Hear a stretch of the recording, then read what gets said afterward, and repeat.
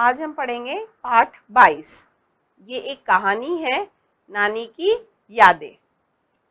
नानी की यादें, आप नाम से ही पहचान लीजिए कि नानी के घर की जो यादें होती है, नानी से जुड़ी हुई जो यादें होती है, उन पर ये पूरी कहानी है। प्रस्तावना। बच्चे ने नानी के घर जाकर मस्ती की, ननिहाल की यादों को ताज़ा किया। इसमें कहानी में क्या है बताया है कि बच्चे ने अपनी नानी के घर जाकर खूब मजे मारे, है ना, ननिहाल की यादों को ताज़ा किया। परिकल्पना। क्या आप आज भी छुट्टियों में नानी के घर जाना पसंद करते हैं? इसमें हमसे पूछा है, क्या आज भी हम छुट्टियों में नानी के घर जाना पसंद करते हैं? मुझे तो बहुत पसंद है। अब आप बताइए। उद्देश्य ननिहाल की यादों को ताज़ा करना। इस कहानी का उद्देश्य है ननिहाल की यादों को, नानी के घर की यादों को ताज़ा करना। ठीक है, हम जब छोटे हुआ करते थे, हमारी बात कर रहे हैं, आप तो हैं ही, तो हम छुट्टियों में जो थे नानी के घर जाया करते थे। नानी का घर बहुत अच्छा लगता है, हम वहाँ मिलते थे, एकदम ऐसा लगता था आज़ादी है पूरी हमें नानी के घर में। नानी का जो प्यार दुलार हमें मिला करता था, वो हमें आज भी याद है। तो अब इसमें बताया है कि नानी के घर जा की जो यादें होती है, वो यादें कैसी होती है। तो हम शुरू करते हैं आज का पाठ, नानी की यादें। मैं गर्मी की छुट्टियों में नानी के घर गया हुआ था। मैं यानी एक बच्चे के लिए, बच्चा कह रहा है कि मैं जो है गर्मियों की छुट्टियों में नानी के घर गया हुआ था। वहाँ दिन भर ममेरे भाई बहनों के साथ खेलता कूदता रहता था। वहाँ क्या था? दिन भर ममेरे भाई कौन होते हैं? ममेरे होते हैं मामा के बच्चे। तो ममेरे भाई बहनों के साथ खेलता कूदता रहता था। नानी मेरे खाने पीने का पूरा ध्यान रखती थी। मैं शरीर से दुबला पतला और कमजोर जो था, नानी क्या थी? बच्चे का पूरा ध्यान रखती थी, क्योंकि वो शरीर से क्या था? दुबला पतला। नानी का मुझ पर विशेष दुलार था। नानी का क्या था? बच्चे पर विशेष दुलार। दुलार का अर्थ होता है प्यार। उन्होंने सबको हिदायत दे रखी थी। हिदायत देना यानी चेतावनी देना। नानी ने सबसे कह रखा था, कहते हैं ना नानी, ए ये आया हुआ है, इसे परेशान मत करना, है ना। तो वैसी नानी ने सबको हिदायत दे रखी थी कि कोई मुझे परेशान ना करे। इस बच्चे की नानी ने जो है सबको हिदायत दे रखी थी, कोई भी बच्चे को परेशान ना करे।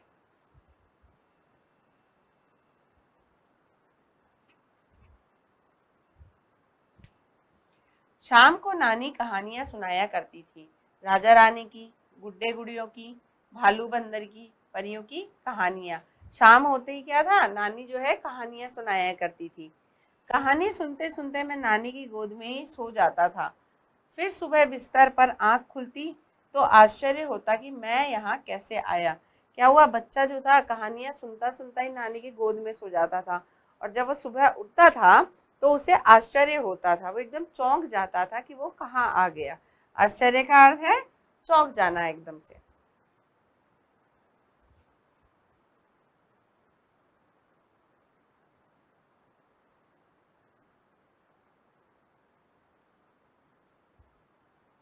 एक बार मैं अपने ममेरे भाइयों के साथ गेंद से खेलने चला गया।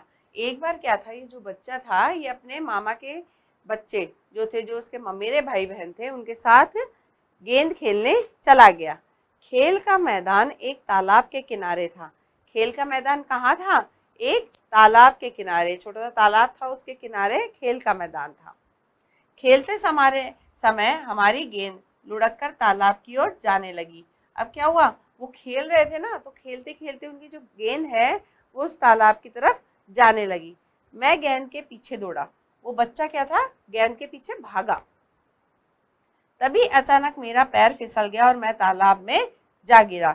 अब वो गेंद के पीछे भागा ना बच्चा, तो क्या हुआ? उसका पैर फिसल गया और वो तालाब में जा गिरा।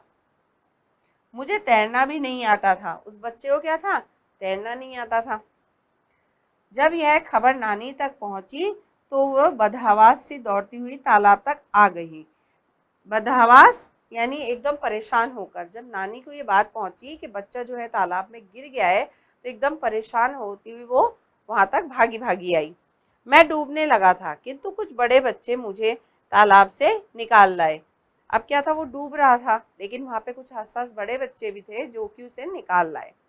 नानी ने आते ही मुझे उल्टा लेटाया और मेरे पेट से पानी निकाला। अब क्या हुआ, उसे पानी से बाहर लाए, उसकी नानी ने उसे उल्टा लिटाया, और ताकि क्या हुआ, पेट में जो पानी चला जाता है ना, उल्टा लेटाते हैं हम जब कोई डूब रहा होता है, फिर बाहर निकालते हैं, उल्टा लेटाते हैं तो पेट में से पानी बाहर आ जाता है। इसके बाद वे मुझे घर ले आई और पूरा दिन मुझे गोद में लिए बैठी रही। अब नानी नहीं रही।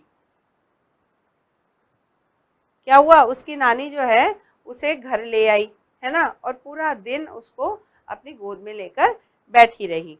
अब नानी नहीं रही, बस ननिहाल है और नानी की यादें ही बची हैं।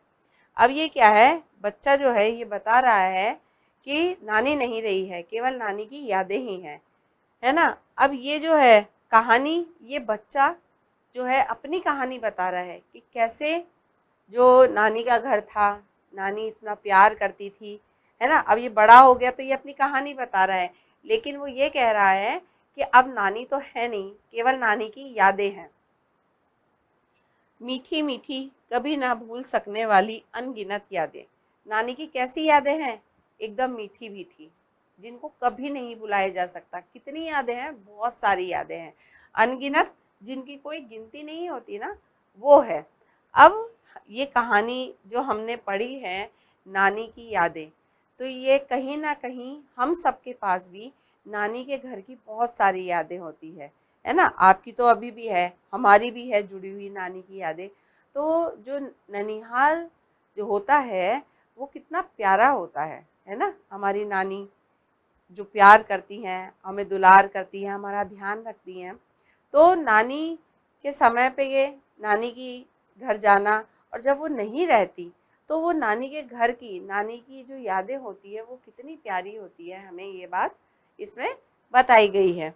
अब हम जो है इसकी शब्दार्थ देखते हैं।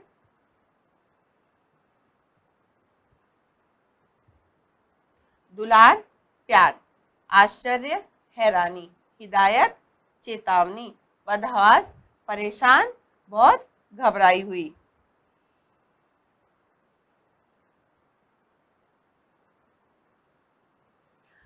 अब इसका प्रश्न ख है, सही उत्तर के सामने सही का चिन्ह लगाइए।